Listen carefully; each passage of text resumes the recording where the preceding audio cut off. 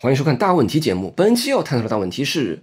如何与异次元女友谈一场双向奔赴的恋爱？我们现在为什么有很多人都单身呢？很大的原因就是不会追求异性啊！每次只要真心喜欢上一个人，然后就会变得言行拙劣，然后就忍不住表白，然后就是表白死啊！据说啊，要真正追到对方啊，得玩欲擒故纵，得若即若离，得吊足胃口，得忍着不能说自己喜欢人家，还得 PUA 对方。但是呢，这对咱们这些不会玩心眼子的直肠子而言，真难呐。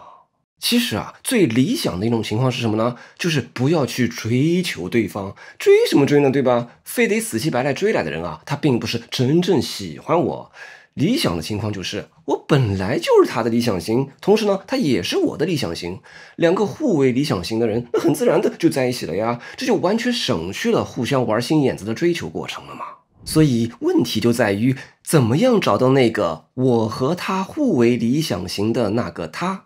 其实这个操作起来很简单呐。第一步啊，既然要找到自己的理想型，那么首先就得把自己的理想型是什么样的描述清楚，对不对？啊，我这里列了一个需求清单啊，我的理想型是肤白貌美、温柔善良、知书达理，能一起探讨康德、黑格尔，身高168，体重55，三维我就暂时不告诉你们了。然后精通10国外语啊，笑容是治愈系的那种啊，厨艺精湛，游戏全能，情商超高，而且不会生气。那确定了我的理想型这第一步以后，剩下的第二步就非常简单了，就是在满足我的需求清单的理想型里边，找到那个也把我视为他的理想型的人啊。如果他也有他的理想型需求清单的话，我估计他对我这个作为他的理想型的描述是这样的：有男人味儿，淡泊名利，却有志向高远，诲人不倦，却又为人沉稳，气质独特，而且充满自信，做事精益求精，平时也热爱美食文化，兴趣丰富，又善于独立思考，心态也非常积极。那有人看了我这份清单以后会说，你好搞笑哦，你理想型的那种姑娘会看上你这种人，你知道你在想什么吗？你在想 peach。 什么是想 peach 呢？这个就是 peach， 他图里啥呢？图里不洗澡啊？不是啊，朋友，每个人都是不一样的，每个人都有各自的特点啊，对吧？萝卜青菜各有所爱，高矮胖瘦都有不同的人会喜欢啊。我就问你啊，就咱这样的，会不会就正好有一个姑娘啊，就是我刚刚清单里面描述的肤白貌美、温柔善良、知书达理、能聊哲学等等等等这样的姑娘，就正好喜欢我这样省的？我就问你，这有没有可能？有没有可能？对于这个问题呢，这位朋友回答说，这可能不可能的呢？当然是有可能的呢，它没有逻辑矛盾嘛。那只要是没有逻辑矛盾的事情都是有可能的，它是这种逻辑上的可能性。而且这个逻辑上的可能性呢，是建立在这么一个前提上的啊，就是你刚刚清单上列的他的那么多的特质，还得补上一条，那就是他演戏啊。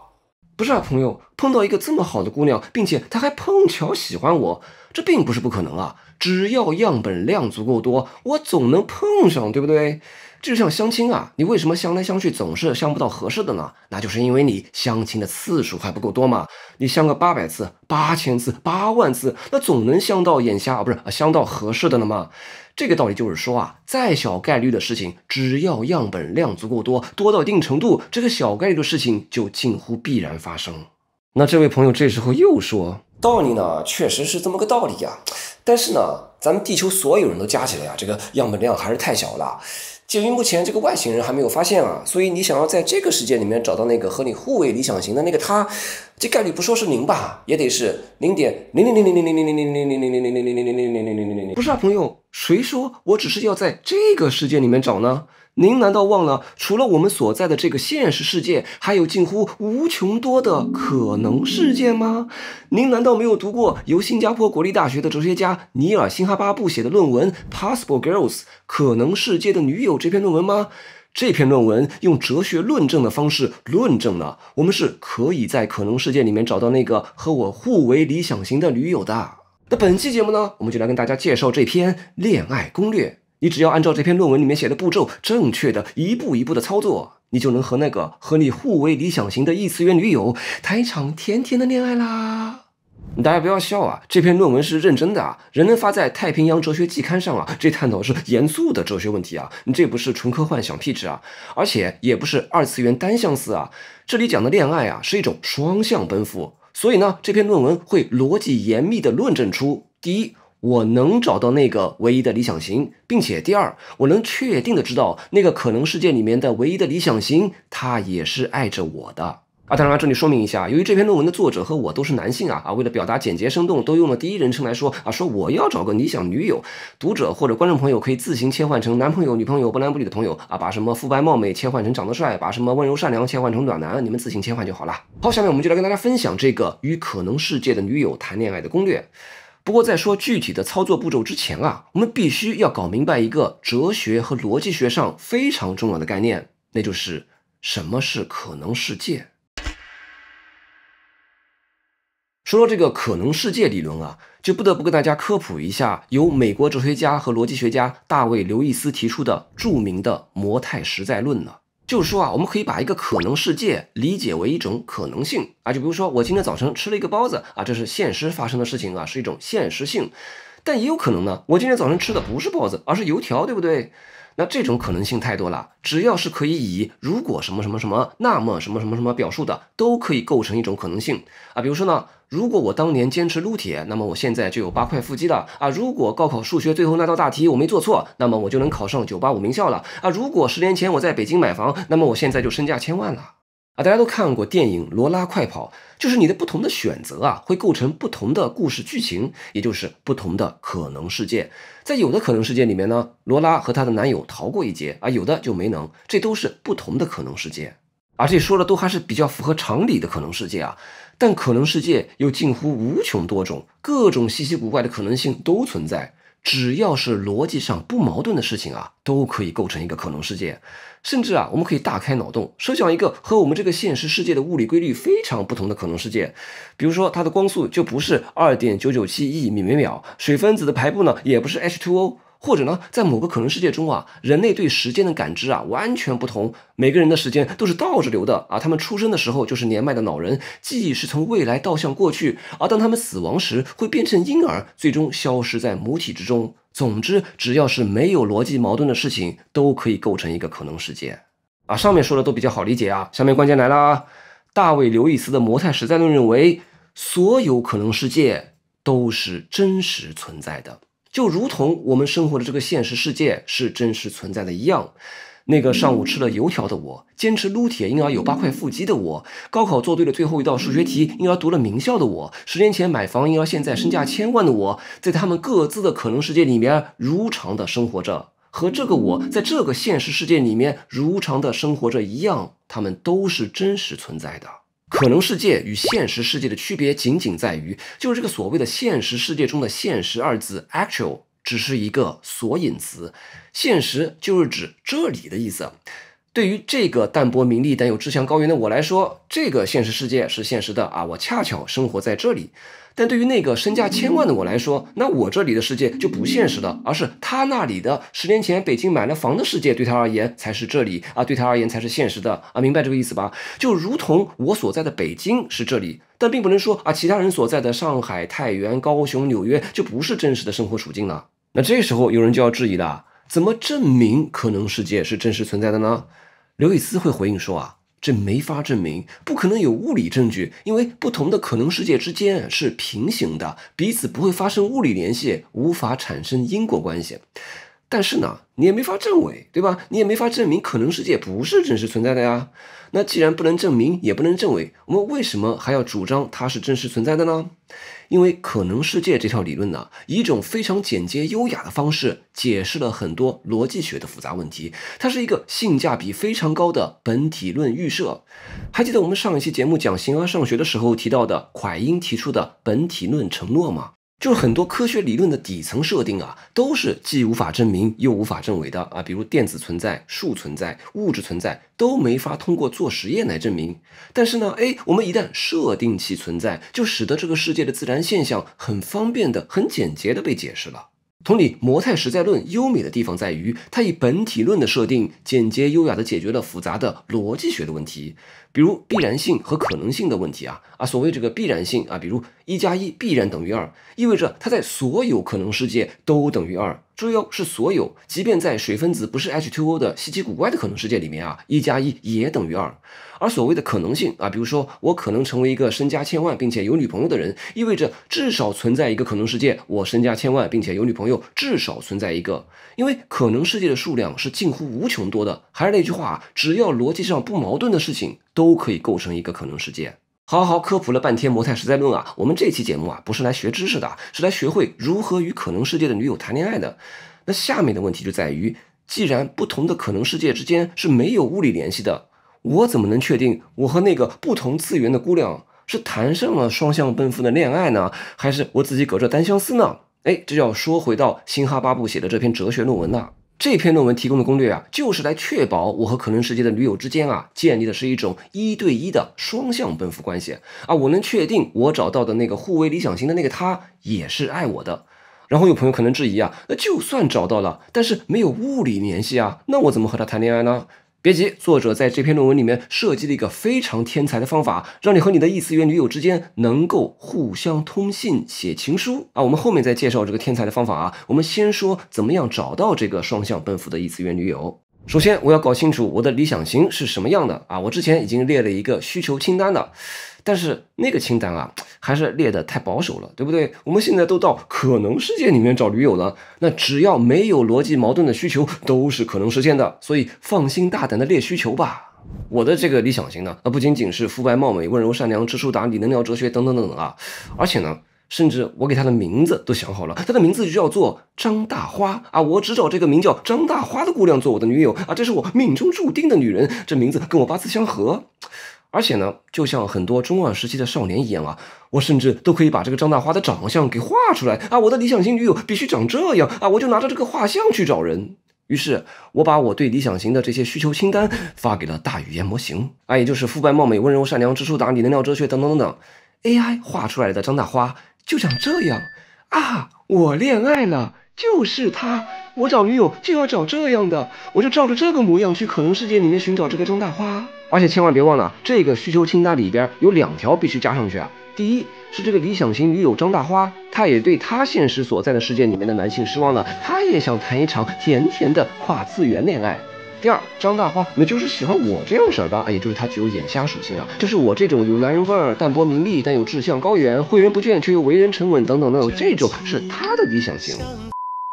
好，我就问你，在可能世界里面会不会有这样的姑娘？那肯定有啊！你别管我是不是想屁吃啊，我就问你，她有没有逻辑矛盾？她只要没有逻辑矛盾，就肯定存在这样的姑娘啊！而且并不仅仅只有一个啊，可能会有800个、8万个、8000万个。那下面的问题就在于啊，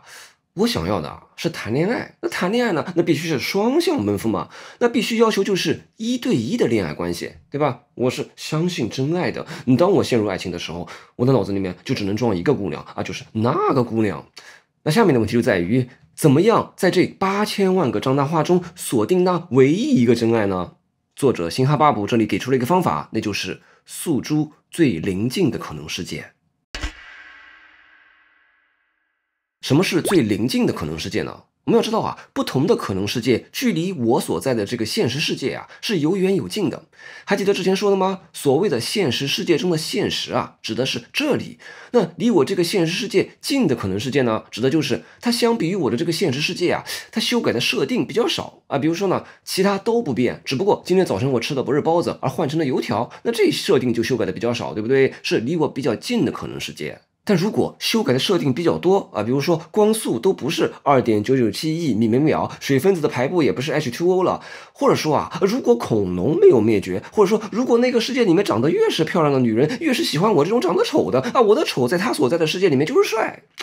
那这个梦做的也忒大了，都没有现实感了。要知道啊，让人感动的虚构故事之所以让人感动啊，就是它的情节虽然可能比较离奇啊，但一些底层的人性的设定和现实是相通的。比如说，如果我的丑在他所在的可能世界里面就是帅，那这种肤白貌美的理想型喜欢我啊，就是很自然的事情了。但是这种歪它有什么意思呢？我就是要找到一个他就是独具慧眼，能看到大部分傻白甜看不到的我身上的闪光点，就是独具慧眼的喜欢我这样式的。那这样的爱才珍贵，才让我感动，才是值得我去珍惜的爱情，对不对？好，解释完什么是最临近的可能世界，那现在呢，当我面对8000万个张大花这样的理想型啊，我就选那个他所在的世界离我所在的现实世界最临近的那一个张大花。最好他所在的世界啊，和我的世界啊一毛一样啊。大部分傻白甜也都是喜欢气质庸常的男的，而不是喜欢像我这样气质独特的。区别呢，仅仅就是存在一个肤白貌美、温柔善良、知书达理、能聊哲学，并且还就是喜欢我这样气质独特的那个他。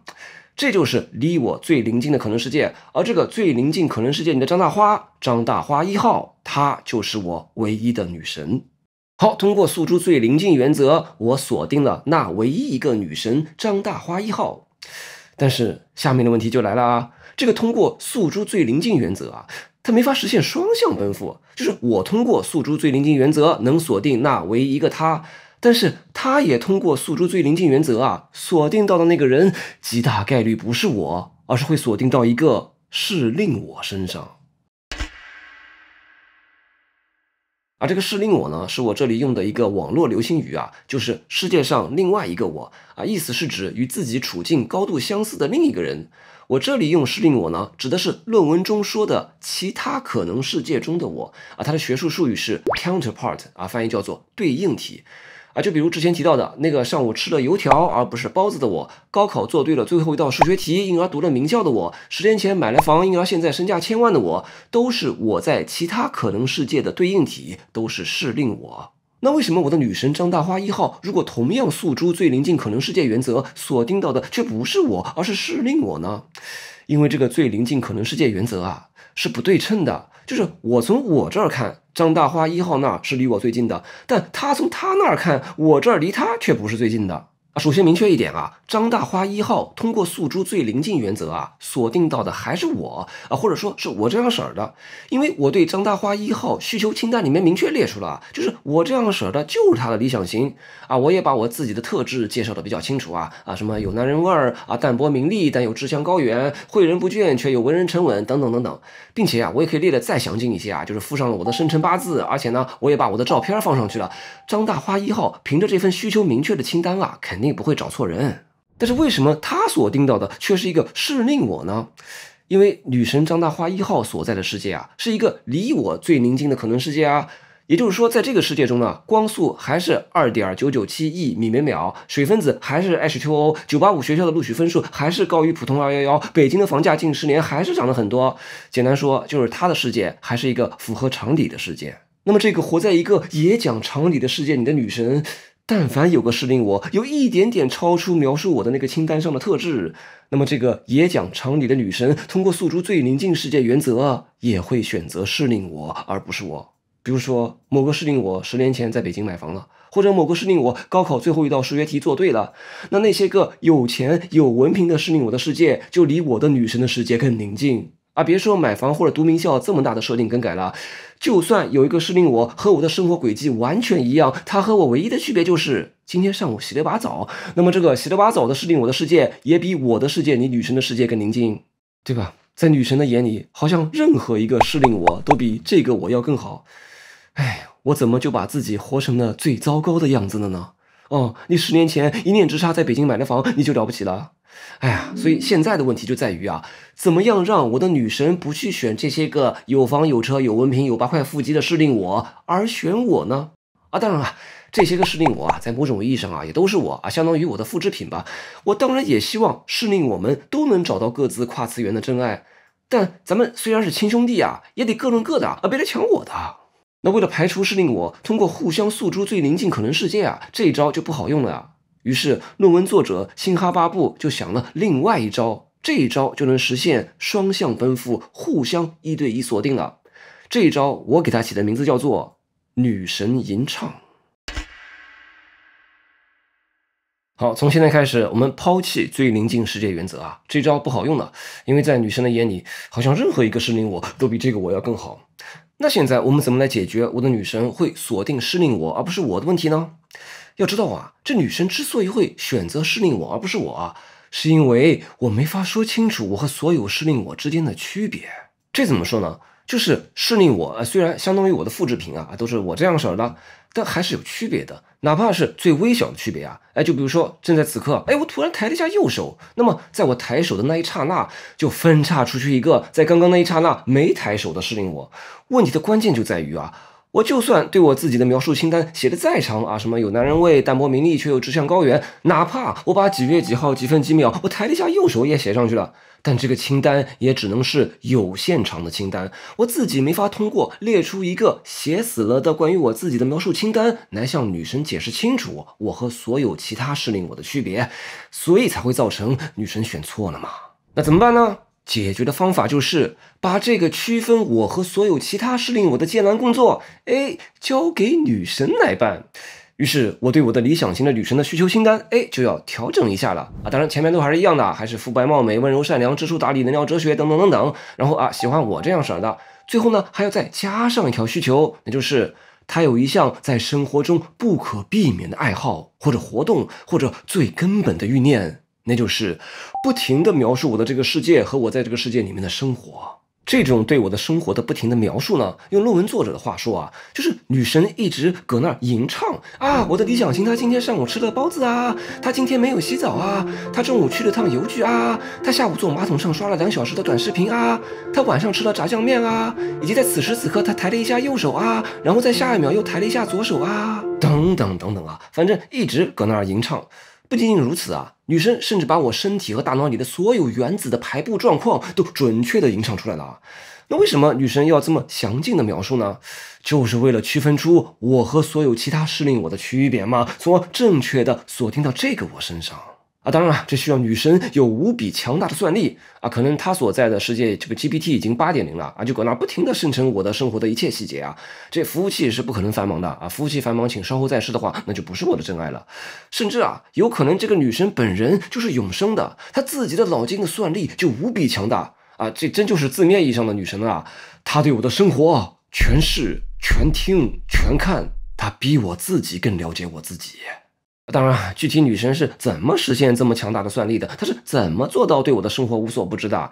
这我不知道啊。反正我不管，你就说这在逻辑上可不可能吧？就说这样的女神她的存在有没有逻辑矛盾吧？没有逻辑矛盾，它就是存在的，对不对？也就是说呢，在众多可能世界里面，必然至少存在一个这样肤白貌美、温柔善良、知书达理、能聊哲学等等等等，并且还是永生的，并且比我自己更懂我自己的这么一个理想女友，深爱着我。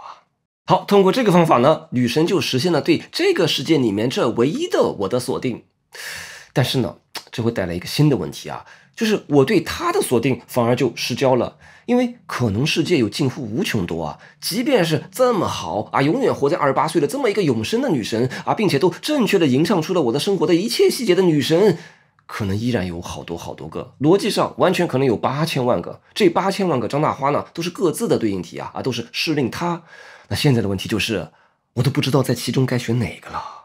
其实这个问题很好解决呢。我就问你换作是你的话，这么好的姑娘，女神在你面前站了一排，每个都长得一个样个个都貌若天仙，永葆青春，都比你自己更懂你。你如果非得在其中选一个的话，你说你该选哪个呢？那就随便选一个呀，随便选哪个都是赚的呀。对于我的女神们，我一点都不挑，我都行。张大花1号，你就听话呀，就当然论文作者给的方案叫做字母表排序的方案，就是说呢，不同的女神对我的生活的吟唱嘛，这个吟唱的歌词如果按字母表排序的话，肯定会有个前后排序嘛。我就闭着眼选 A， 选排在第一个歌词的那个女神啊。这搞得花里胡哨的，其实在我看来，这意思就是随便选一个嘛。好，我们现在来看我和那个异次元女友的恋爱。请问是不是1对1的双向奔赴关系我们来复盘一下首先，我通过列出我对理想女友的需求清单包括肤白貌美、温柔善良、知书达理、能聊哲学等等等等，并且呢，就是喜欢我这样式的，并且是永葆青春，并且呢，还能不停的正确吟唱出我在我的这个世界里面的所有生活细节，从而排除掉所有其他适令我实现的女神对我的锁定是唯一的。然后呢，我面对这些吟唱着的众多女神，通过随便挑一个的方式，实现了我对女神的锁定也是唯一的，这样就完全实现了1对1双向奔赴的关系我知道我爱的是那个他，他也知道他爱的是这个我，逻辑满分。好，那这时候又要说回去老话题了。那这时候有人就来质疑了呀。好，我承认你和你的可能世界的女友之间处于一种双向奔赴的关系之中啊，没有毛病，逻辑满分。但问题在于，这不同的可能世界之间是没有物理联系的呀。那我问你，你和你的女神之间谈的这场恋爱是谈个寂寞呢？你们怎么交流互动呢？我和我的女神之间是可以交流互动的啊。那接下来我们就来介绍我和我的跨次元女友之间怎么互通情书啊。在这里插播一段会议说明啊，咱们这个大问题系列节目呢，典型的形式就是哲学家开会，一起来探讨和争论一个大问题。那有人就问了，夏先生，那你关于这个大问题的看法是什么呢？你别总做个不粘锅，没一点个人观点啊。如果想了解我对于这些问题的个人观点呢，欢迎扫码加我的个人微信，我就会把我对本期大问题的个人看法发个朋友圈和你探讨交流，并且呢，我也会分享一些我平日里个人的思考和心得分享一些我不好意思在平台上说的话算是我的个人专栏吧。好，会议说明就介绍到这儿，我们继续下半场的会议。刚刚有人质疑因为可能世界之间没有物理联系，因而我们和这个异次元女友之间没法进行交流互动啊。你一说这个呢，我就知道你脑子里面在想什么物理互动啊？难道谈恋爱就只剩下做低俗的事情了吗？不做低俗的事情，这恋爱就谈不下去了吗？你应该感到羞愧，对不对？和这个可能世界里面的女友恋爱就有点像咱们这的异地恋，就是小两口长期分居两地，没有物理互动，人小两口依然彼此深爱着对方啊。其实爱情最大的作用不是做低俗的事情，而是提升自己的自尊。就是当你确定的知道，在某个地方有一个你所珍视、所爱的人，他同样也珍视着你，爱着你。每当你想到这个的时候，你就会嘴角忍不住上扬，你会觉得自己是可爱的，是有价值的，这才是爱情的作用。好，我们说回来即便我和异次元女友没法有物理互动，但是我和她之间还是能够通信的注意这不是和三体人通信这不是跨星际通信而是跨次元通信。你说你和三体人通信吧，这三体人还能回答你个不要回答。你说跨次元怎么通信呢？作者想到一个天才的办法，能确保第一，你写给他的信他能收到；第二，他写给你的信你也能收到。那这怎么操作呢？听好了第一步，拿出一个小本本，写下你想对你的异次元女友说的话比如说我写道：亲爱的大花，春天来了，小区里的桃花悄然盛放，花开如霞，盈盈绽放，宛若你的笑颜在微风中轻轻吟唱。来自机器人夏先生1号。好，写好信那怎么样让女神收到我写的情书呢？我不用去邮局寄信，也不用点击发送，当我写下这句话的时候，女神已经收到了。为什么呢？你想女神时时刻刻都在吟唱着我生活中的一切，她比我自己更了解我自己，我下一秒会不会抬手她都知道。你说她会不知道我在情书里面会给她写些什么吗？我做不健康事情的时候，我的女神都知道所以你们也要少做不健康的事情你们各自的女神都在盯着你们看少抽烟少喝酒好，说回来那既然女神已经收到我的情书了，那我怎么样操作才能收到女神给我的回信呢？听好了刚刚在小本本上写给女神的情书不是已经占据一行了吗？现在请另起一行，写下你觉得女神会怎么回复的话，你就按照你的想法去写，你觉得女神会怎么回复你，这就是女神对你的回复。为什么呢？你想因为女神对你的一切都了如指掌，她比你自己更懂你自己，她早就知道你会期待她怎么回复你，因此女神就会故意回复正好对应你期待的内容，这样就能保证你能收到她的回信了吗？对不对？请把天才打在公屏上。比如我刚刚给女神发出情书以后，我就收到了女神给我回复这样的内容：亲爱的夏先生，你写给我的信如春风拂面，带着桃花的香气轻轻飘来。我闭上眼，仿佛能看见那一束嫣红在微风里摇曳，正如你笔下的情深意长。说来正巧，我今天看到你更新了新一期大问题节目，选题竟然是关于我的，这真是一件奇妙的事情。在无数个可能世界里，你选中了我，而在你的世界里，你竟然还用这样一档节目来诉说我们的故事。我好喜欢你做的这期大问题节目，我想给你点赞投币1键3连。好，跟大家介绍完如何与女神互通情书的天才办法，这时候呢，我们也需要从恋爱的粉红气泡里面清醒一下。爱情啊，不单单是心跳加速的甜言蜜语，有时候呢，我们也不得不冷静严肃地考虑一些现实问题。什么问题呢？那就是啊，我和这个可能世界的女友的恋爱啊，我是她的理想型嘛，她对我肯定是这个忠贞不二、至死不渝的嘛。那我和她的恋爱关系是不是非得维持终身呢？当然啊，我们自己是懂模态实在论的，我们自己知道，我正和可能世界的女友谈着恋爱呢，每天都和女朋友在小本本上互通情书。但是呢，这旁人啊，要是不懂哲学的话，会以为我是个打了一辈子光棍的神经病呢。如果啊，在我的现实世界中啊，也有一个好姑娘向我示好了，那我是不是只能微微一笑，然后回答说，对不起，我已经有女朋友了，我的女朋友名叫张大花1号，她肤白貌美，温柔善良，知书达理，能聊哲学，等等等等。你看她还长这样，她比你好，对吧？但如果这个现实世界中的女孩她虽然没有张大花1号那么好比如说她肯定就不是永生的，但是呢，她也肤白貌美，温柔善良，知书达理，能聊哲学，等等等等。万一我没忍住和这个现实世界的女孩在一起了，那请问从道德哲学上说，这算不算劈腿呢？可能世界并不是法外之地也不能不讲道德我们和可能世界的女友谈恋爱也不能做渣男。如果你在你的现实世界里面有女孩向你示好了，并且你和她在一起的，这就等于你对你的可能世界的女友做出了劈腿的举动，这是不合乎道德的。这就相当于你在北京当地找了一个新女朋友，然后就把身处外地的女友给甩了，你有没有良心你在可能世界的女友可是花费了巨大的算力以及成千上万年，每天搁那吟唱你的世界的信息以及对你的思念遇到新欢就把人给甩了，这不就是跨次元的陈诗美吗？不是说好的模态实在论的吗？不是说好的现实世界和可能世界都是真实的世界吗？怎么你找了一个有北京户口的女孩就甩了外地女友呢？那既然劈腿是不合乎道德的，那是不是说我们一旦和可能世界的女友谈上了恋爱，就必须维持终身呢？就必须被不懂哲学的旁人看作是打了一辈子光棍的神经病呢？其实我们谈跨次元恋爱并不需要有那么大的道德负担如果在现实世界中遇到新女友，还是可以与可能世界的女友提出分手而免于道德负担的。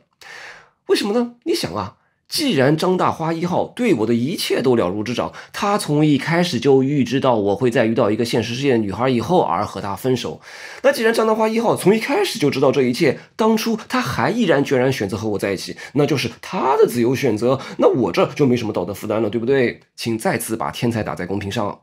大家想想这个可能世界里的女友本可以在众多适令我中选择一个能和他维持终身关系的恋人，但即便他从一开始就预知到我会在遇到一个现实世界里的女孩以后而和他分手，却依然选择了我，这就很迷惑，对不对？也不知道他怎么想的，他图啥呢？当然，为什么会真的有一个现实世界的女孩会选择我，这也很迷惑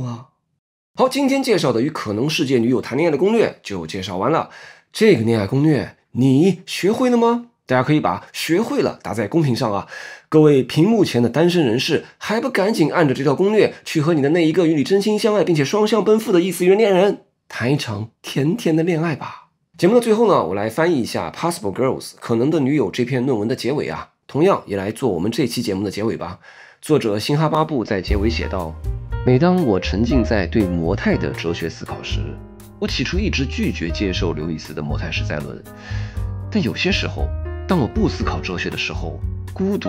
会悄然袭来。这时候我便会想到那个可能世界的女友，想到某个地方有一个人深爱着我，并渴望被我所爱。每念及此，我会忍不住笑起来。紧接着，我意识到他知道我此时此刻正在想念着他，毕竟他对我生活中的每时每刻、每颗粒子的运动轨迹都了如指掌。他知晓我的全部所言，洞察我的全部所行。想到这个，便让我更有动力去表现得像个值得被爱的人。我不自觉地挺直了背，我开始相信他会因为我在写这篇论文而感到欣喜。这个念头让我干论文更加起劲了。从功能主义的角度来看，这种状态完全是一种合理的信仰。我相信有一个虽然是可能存在，但却依然真实存在的人，他爱着我，并正在关注我的一言一行。这个虽然是可能存在，但却和我一样真实存在的爱人，他的存在在无形之中已然预设了模态实在论，仿佛在不知不觉间，我已被刘易斯的理论所吸引，甘愿沉溺其中。